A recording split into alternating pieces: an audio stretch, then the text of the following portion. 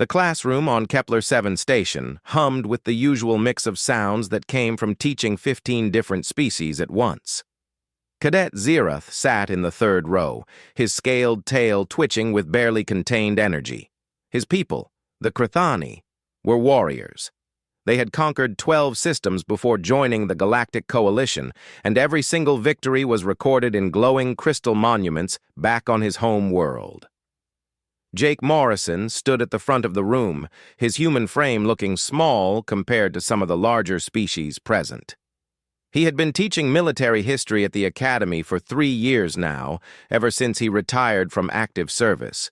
His brown hair was starting to show gray at the temples, and his eyes carried the kind of tired look that came from seeing too much. Today's lesson was supposed to be about coalition joint operations. The holographic display showed battle after battle, conflicts where multiple species had worked together to achieve victory. Jake moved through the slides with practiced ease, pointing out tactical decisions and coordination strategies. But Zerath was not paying attention to the tactics. He was looking at something else entirely, something that had been bothering him for weeks now, ever since he started digging through the Academy's historical archives for a research project. "Instructor Morrison," Zerath said, his translator converting his clicking speech into standard coalition language. He did not raise his hand.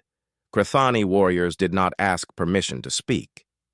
Jake paused mid-sentence and looked at the young cadet. "Yes, Zerath? I have a question that is not about today's lesson." Several other students shifted in their seats. Lieutenant Amy Parker, the human tactical instructor who was sitting in on today's class, looked up from her datapad with interest. "Go ahead," Jake said calmly. Zerath stood up, which was his species' custom when making a formal challenge or accusation. His scales rippled with agitation. "I have been studying the military records of all coalition species for my history project. I have noticed something very strange about humans." "What's that?" Jake's voice remained neutral, but Amy noticed his shoulders tense slightly. "Humans have won 47 major military conflicts since joining the coalition 70 years ago. 47 victories. This is more than any other species except the Vorlathi, who have been in the coalition for 300 years.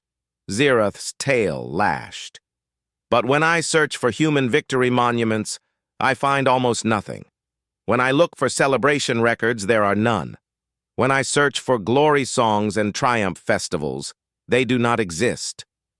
The classroom had gone completely silent. Even the translator units seemed to pause. "My people celebrate every victory for 3 generations," Zerath continued. "The Hakari build stone pyramids for each conquest. The Telmari compose symphonies.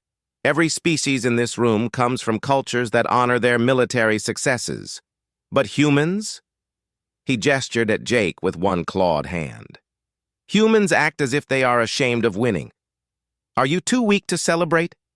Are your victories so small that they bring no pride?" A few gasps came from some of the other students. A Hakari cadet made a sound that might have been laughter, but most simply watched Jake Morrison's face, waiting to see how the human would respond to what was clearly meant as an insult. Jake stood very still for a long moment. His expression did not change. Amy started to stand, perhaps to defend her fellow human, but Jake made a small gesture that stopped her. "That's actually an excellent question, Zerath," Jake said finally. His voice was quiet, but it carried through the room. "And it deserves a real answer, not just a simple one." He walked over to his desk and tapped a few commands into his console. "Class dismissed for today, but I want everyone back here tomorrow at the same time, and I'm going to bring some guests." The students looked at each other in confusion. They were only halfway through the scheduled class time. "Zerath," Jake said, making eye contact with the young Krithani. "You asked why humans never brag about their victories. Tomorrow, I'm going to show you the answer. But I want you to do something for me tonight." "What?" Zerath's aggression had faded slightly, replaced by curiosity. Go to the Human Cultural Database. Look up these words and phrases: Arlington Cemetery, the Vietnam Wall, Tomb of the Unknown Soldier, Anzac Day, Remembrance Day, Memorial Day. Jake's voice had taken on a different quality now, something harder underneath the calm surface. Read about what humans actually build to remember their wars. Then come back tomorrow and tell me if you still think we're ashamed. Zeroth's scales shifted color slightly, a sign of confusion in his species. Yes, instructor. As the students filed out, talking among themselves in a dozen different languages, Amy approached Jake's desk. "You're really going to do this?" she asked quietly. Jake nodded, already composing messages on his console. He asked an honest question. He deserves an honest answer. Some of them won't want to talk about it. I know. Jake's fingers paused over the keys. But maybe they need to, and maybe these kids need to hear it. Amy looked at the list of names appearing on Jake's screen. Veterans, survivors, people who had seen combat and lived to carry the weight of it. This is going to be hard for them to understand. Maybe, Jake agreed. But Zeroth is right about one thing. We are different. And if we're going to fight alongside these species, they need to understand why. The next day, the classroom filled early. Word had spread through the cadet barracks about what had happened, and now students from other classes crowded near the doorway, hoping to witness whatever was about to occur. Zeroth arrived exactly on time, his scales a neutral gray that showed neither aggression nor submission. Jake Morrison stood at the front again, but this time he was not alone. Lieutenant Amy Parker stood beside him, and there were two other humans in the room. One was an older man with white hair and deep lines around his eyes. The other was a woman who looked to be in her 50s, wearing a civilian version of Coalition uniform. "Everyone take your seats," Jake said. "For those from other classes, you can stay if there's room, but remain quiet." Once the shuffling stopped, Jake gestured to the older man. "This is Dr. Henry Cole. He's a human historian here at the Academy. Some of you may have had him for Ancient Civilizations class." Dr. Cole nodded at the assembled students. His voice was rough, like someone who had spent years teaching. "Instructor Morrison asked me to give you some context today, to help you understand something about human culture that might seem strange to species who come from different backgrounds." He activated the holographic display. An image appeared of a black wall, stretching long and low, covered in what looked like thousands of small markings. "This is the Vietnam Veterans Memorial on Earth," Dr. Cole said. "It was built to remember a war that happened centuries ago. That war lasted 20 years. Approximately 58,000 human soldiers died. This wall contains every single one of their names." The image shifted to show humans touching the wall, some crying, some leaving flowers. "We lost that war," Dr. Cole continued. "By any military definition, it was a defeat. But this is one of the most visited monuments on Earth. Millions of humans go there every year." Zeroth's translator made a confused chirping sound as he tried to process this. "You built a monument to a defeat?" "We built a monument to the people who fought," Dr. Cole corrected gently. "Now let me show you what we build for our victories." The display changed again. This time it showed a simple white building with columns, and inside, a plain stone box guarded by a human soldier. "This is the Tomb of the Unknown Soldier. It contains the body of one human military member whose identity was lost. We don't know his name. We don't know which war he fought in. We don't know if he won his last battle or lost it." Dr. Cole's voice softened. "But we guard his grave every single hour of every single day. We have done this for over 400 years without missing a single moment." A Hikari student raised one of her 4 arms. "But why? If you don't know who he is, why does he matter?" "Because he represents everyone who gave everything and was forgotten," Dr. Cole said. "Every soldier whose name we lost, every person who died far from home. The display continued to shift through images. Rows of white crosses in perfect formation, eternal flames burning in city centers, walls covered in photographs, fields of red flowers worn on lapels. Humans have dozens of these days throughout our calendar, Dr. Cole explained.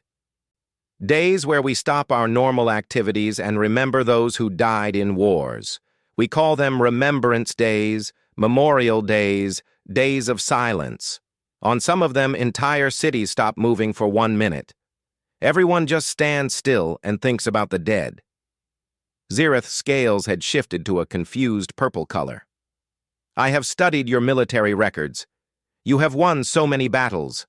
The defense of Arcturus Station, the liberation of the Outer Rim colonies, the peacekeeping mission on Helios Prime, these were great victories. Why do you not celebrate them? Jake stepped forward now. Let me introduce you to someone who can answer that better than I can.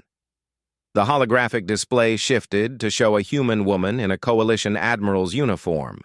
She looked to be in her 60s, with short gray hair and sharp eyes that seemed to see through the transmission.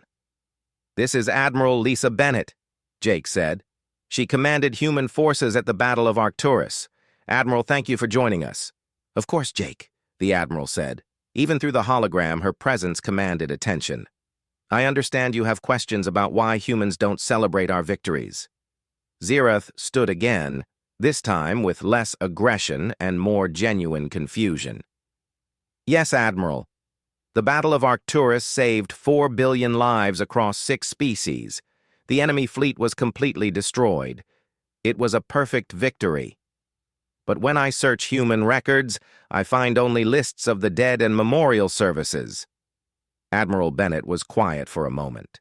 When she spoke, her voice carried a weight that made even the most restless students go still. The Battle of Arcturus lasted 4 days, she said. We had 17 ships. The enemy had 43. We won because we were willing to do something the enemy didn't expect. We were willing to sacrifice. The hologram shifted to show space combat footage, human ships throwing themselves into enemy formations, buying time for evacuation transports to escape. 3,216 humans died in those 4 days, Admiral Bennett continued. I knew many of them personally. I gave the orders that sent them to their deaths. Yes, we saved 4 billion lives. Yes, we stopped an invasion. Yes, we won. Her voice hardened. But I can name every captain who died under my command. I can tell you about the navigator who stayed at her post on a burning ship to make sure the escape pods launched correctly. I can describe the face of the Marine commander who held a boarding action long enough for us to seal the breach, knowing he wouldn't make it out. She leaned closer to the camera, her eyes intense. You want to know why we don't celebrate? Because every single human who survived that battle knows the price we paid. We know that our victory was built on the bodies of friends, colleagues, people with families and dreams and futures that ended so others could live. The classroom remained silent after Admiral Bennett's hologram faded. Zereth sat down slowly, his scales now a pale blue that indicated deep thought among his people. Other students shifted uncomfortably in their seats, processing what they had just heard. Jake Morrison looked around the room at the mix of species, each one processing the information through their own cultural understanding of warfare. He had seen this reaction before, this moment when other species began to realize that humans approached combat differently than everyone else. I've asked some other people to join us today, Jake said quietly. They've agreed to speak with you, to help you understand. But I need you all to listen with respect. What they're going to share is not easy for them. The door to the classroom opened. 3 more humans entered. The first was a man who looked to be in his 40s, with dark hair and a noticeable limp. The second was a woman with short blonde hair and burn scars visible on her neck and hands. The third was younger, maybe 30, but his eyes looked much older. This is Sergeant Kyle Murphy, Jake said, gesturing to the man with the limp. Commander Nina Wells, and Lieutenant Paul Grant. They're all veterans. They've all seen combat, and they've all agreed to answer your questions honestly. Kyle Murphy stepped forward first. He moved carefully, favoring his right leg. When he spoke, his voice was steady but quiet. 15 years ago, I was part of a squad protecting a mining colony on Tau Ceti 5, he began. We got word that raiders were coming. Not military, just criminals looking for supplies and hostages. Our job was to hold the spaceport long enough for the civilian transports to evacuate. He paused, his hands gripping the edge of the desk beside him. There were 13 of us. The raiders had maybe 50 fighters, but they weren't well organized. We set up defensive positions and waited. When they came, we held them off for 6 hours. Every civilian got out. Men, women, children, almost 3,000 people made it to safety. Zeroth leaned forward. That sounds like a great victory. We won, Kyle agreed. Mission successful. The colony was evacuated. No civilian casualties. His voice dropped lower. 12 members of my squad died. I was the only one who made it to the extraction point. I can tell you their names. Danny Cooper, Lisa Frank, Marcus Webb. I can tell you what each of them said in their last moments. I can describe exactly how they died. He looked directly at Zeroth. Yes, we won. 3,000 people are alive because of what we did. But when I close my eyes, I don't see their grateful faces. I see my friends. I hear Danny laughing at a joke the night before the attack. I remember Lisa showing me pictures of her daughter. I think about Marcus talking about the restaurant he wanted to open when he retired. The classroom was absolutely still. Even the usual background hum of the station's life support seemed quieter. So no, Kyle continued, I don't celebrate that victory, I carry it, every single day. He stepped back, and Commander Nina Wells moved forward. The burn scars on her skin caught the light as she crossed her arms. I was a fighter pilot, she said. 7 years ago, our squadron got orders to destroy an enemy weapons platform that was threatening a populated system. Intelligence said it could fire on the planet below and kill millions. 12 of us launched. The mission was a success. We destroyed the platform. She touched one of the scars on her neck absently. Only 3 of us made it back. The other 9 died in the attack. Some were shot down. Some crashed their ships deliberately into the platform's shields to create openings for the rest of us. I was the squadron leader. I gave the order that sent them in. A Telmari student, whose species was known for their emotional sensitivity, made a soft sound of distress. Every year on the anniversary, I visit the families of the pilots who didn't come back, Nina said. I look into the eyes of children who grew up without parents. I shake hands with spouses who lost their partners, and they thank me. They tell me their loved ones died heroes. They say they're proud.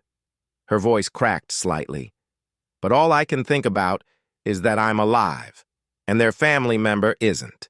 Yes, millions of people were saved.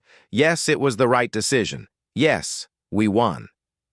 But it doesn't feel like winning when you're standing at a memorial service watching a child cry for a parent who's never coming home. Lieutenant Paul Grant spoke next. He was the youngest of the 3, but something about him seemed carved from stone. I was part of a rescue team on Helios Prime during the civil conflict there, he said. We went in to extract coalition diplomats who were trapped in a city under siege. We got them all out. Every single diplomat survived. The official report calls it a flawless extraction. He was quiet for a moment, staring at nothing. My team leader was a man named Captain Derek Ryan. Best officer I ever served under. Funny, smart, always looked out for his people. During the extraction, we had to cross a damaged bridge. It was barely holding together. Derek went last, making sure everyone else got across safely. Paul's hands clenched into fists. The bridge started to collapse while he was still on it. He could have run, maybe made it across. But there were still civilians behind him, local people who were following us to safety.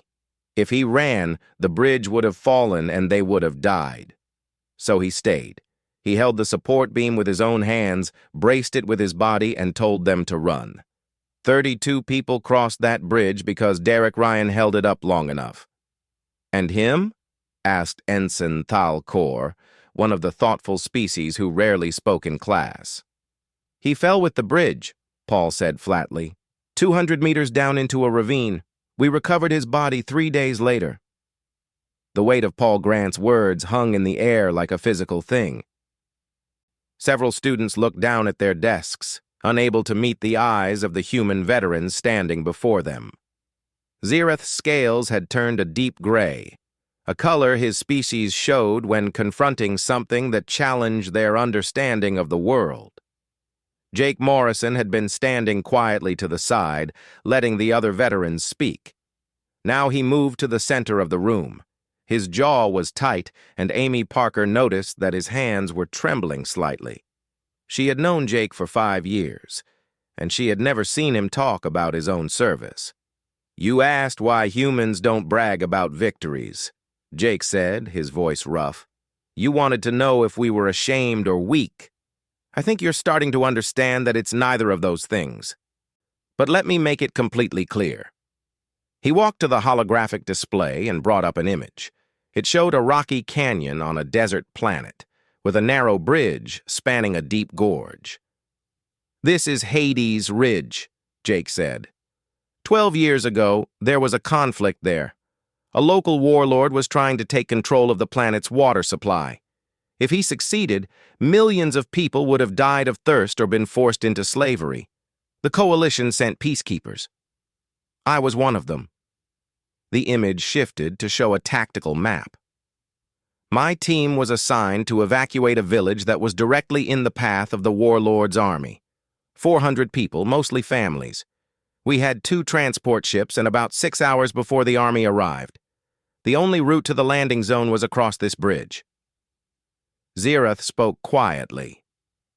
"The bridge in Lieutenant Grant's story." "Different bridge. Same situation," Jake said. "We got the civilians moving. Everything was going according to plan. Then our scouts reported that the enemy army was moving faster than expected. We had maybe an hour, not 6. He paused, his eyes distant, seeing something the students could not. "We got everyone across. All 400 civilians made it to the transports. My team was the last to cross. But the enemy arrived just as we were halfway over. They started firing at the bridge supports, trying to drop it so we couldn't escape. The structure started to fail." Amy stood up from where she had been sitting and moved closer. She had heard pieces of this story before, but never the full version. "There were 8 of us on that bridge," Jake continued. "The bridge was designed for normal traffic, not combat damage. Our engineer, a man named Captain Derek Ryan, ran a quick calculation. He told us the bridge would hold long enough for 7 people to cross. Not 8. The same name." Paul Grant's eyes widened slightly. He had not known that Jake Morrison had served with Derek Ryan before that final mission on Helios Prime. Derek was the team leader. It should have been his decision who stayed behind. But he didn't give us a choice. He just smiled at us, that same smile he always had, and said something I'll never forget. He said that he already had a full life, that he had done things and seen things and loved people, and that was enough. Then he physically pushed me toward the other side and ran back to the weakest support beam. Jake's voice became very quiet. He held that bridge up with his own body, braced the beam with his back and his arms, and just held it while we ran. We made it across. We turned around and saw him there, holding tons of metal and concrete through pure willpower. The enemy was getting closer. We screamed at him to run, to let it go, but he just shook his head. The classroom was so silent that the hum of the air recyclers seemed loud. The bridge fell 17 seconds after the last member of my team reached solid ground. Derek went down with it. We won. The mission was a success. 400 lives saved. The warlord's advance was delayed long enough for coalition reinforcements to arrive. The planet was liberated 3 weeks later. Jake turned to face the students directly. That was 12 years ago.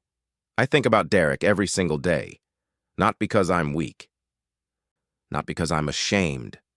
I think about him because forgetting would be a betrayal. Because his sacrifice meant something, and the moment I stop carrying that weight is the moment his death becomes meaningless.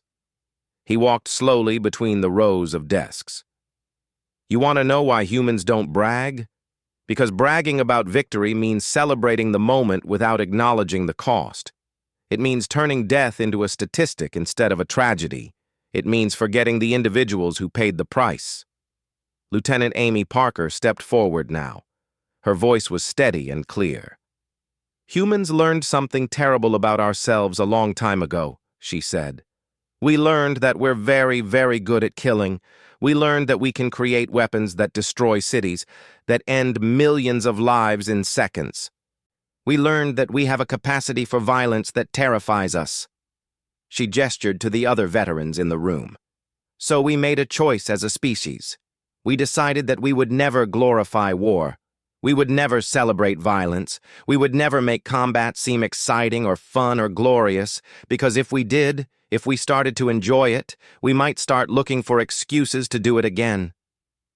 Dr. Henry Cole spoke up from where he had been standing near the back. Human history is filled with wars we started because we thought they would be quick and easy.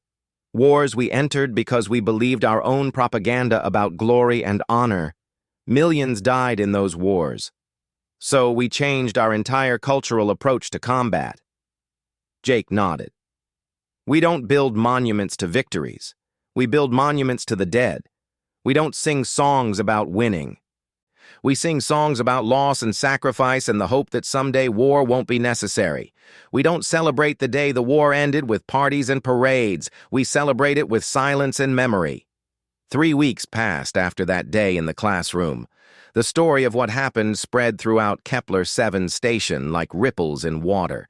Students from every species talked about it in the dining halls, in their dormitories, in the training facilities. The human veterans who had spoken returned to their regular duties, but something had shifted in how other species looked at them. Zeroth spent those weeks differently than he had spent any time before at the academy. He visited the human cultural database every evening. He read about wars that happened centuries ago on Earth. He studied memorials and monuments. He watched recordings of remembrance ceremonies where millions of humans stood in silence, honoring people who died long before they were born. His research project, the one that had started all of this, changed completely. Instead of comparing victory celebrations across species, he wrote about the human approach to warfare and memory. His instructor, an elderly Vorlati professor, told him it was the most thoughtful work she had seen from a cadet in 20 years. Now it was graduation day. The Grand Hall of Kepler 7 station was filled with cadets from dozens of species, their families watching from viewing platforms, instructors in formal uniforms standing along the walls. Jake Morrison sat with the other instructors, his dress uniform pressed and neat.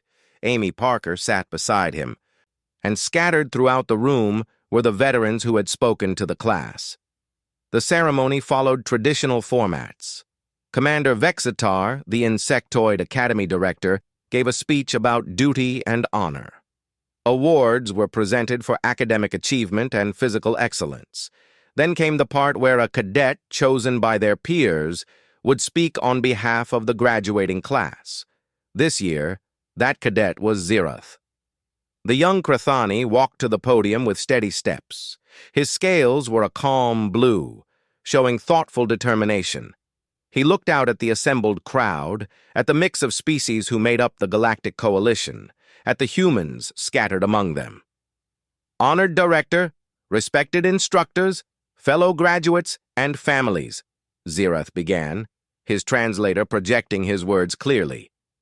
When I arrived at this academy 2 years ago, I thought I understood what it meant to be a warrior. My species has a long military tradition. We celebrate our victories. We honor our conquests. We sing songs of glory that last for generations. He paused, his eyes finding Jake Morrison in the crowd. 3 weeks ago, I challenged a human instructor. I asked why humans never brag about their victories. I thought perhaps they were ashamed or weak, or unable to appreciate their own accomplishments. I was wrong about everything. A ripple of attention moved through the audience. This was not the usual graduation speech. Humans have taught me that true strength is not found in celebrating victory, but in remembering its cost. That wisdom comes from understanding that every battle won means someone lost something precious. That the most dangerous warriors are not those who seek glory, but those who fight only when they must, and who carry the weight of what they have done for the rest of their lives. Zirath's voice grew stronger. I have learned that humans don't brag because they understand something my species is only beginning to grasp. War is not a game. Combat is not a contest. Victory is not a trophy to display. Every conflict, no matter how necessary, no matter how just, leaves scars on those who fight it. He gestured to the human section of the audience. Humans build walls with names of the dead. They create days of silence and remembrance. They guard tombs of unknown soldiers with the same honor they would give to the highest generals. They do this not because they are weak, but because they refuse to forget. Because forgetting would mean those deaths meant nothing. Because remembering prevents them from treating the next war lightly. Several of the alien families in the audience shifted, translating Zirath's words into their own cultural contexts, trying to understand this foreign concept. My people celebrate every victory for 3 generations, Zirath continued. We sing songs and build monuments and tell stories of glory. But now I wonder what we have forgotten in all that celebration. How many individual soldiers became nameless statistics? How many families grieved while we sang? How many prices did we ignore because we were too focused on the prize? Commander Vextar's mandibles clicked softly, a sign of approval in his species. Humans are afraid of themselves, Zirath said bluntly. They have told me this directly. They are afraid of their own capacity for violence, their own skill at warfare, their own potential to become the thing they fight against. So they have built an entire culture around never forgetting what war actually costs. He looked down at his notes, then decided to speak without them. Some might think this makes humans unreliable warriors. I have learned the opposite is true. A species that mourns its victories will never start wars for pride or glory or conquest. A species that remembers every fallen soldier will never waste lives carelessly. A species that builds monuments to the dead instead of to triumph will never fight, except when absolutely necessary. Jake Morrison felt his throat tighten. He had not expected this. The Galactic Coalition is stronger because humans are part of it, Zirath declared. Not because they are the best fighters, though they are skilled. Not because they have the most advanced weapons, though their technology is impressive. We are stronger because they bring wisdom earned through terrible experience. They bring restraint earned through understanding their own dangerous capabilities. They bring humility that keeps us all honest about the true nature of warfare. He looked directly at the human veterans now. To the humans who have served, who have fought, who have lost friends and carry those losses every day, I say this on behalf of my entire graduating class. We understand now. We see why you stand for the dead instead of celebrating the victories. We recognize that you are not standing in shame or weakness. You are standing in honor and remembrance, and hope that someday, somehow, there will be no more names to add to your walls. The hall was completely silent. You stand for something more important than victory, Zirath finished quietly. You stand for those who paid the price so others could live, and now, having learned from you, we will stand with you.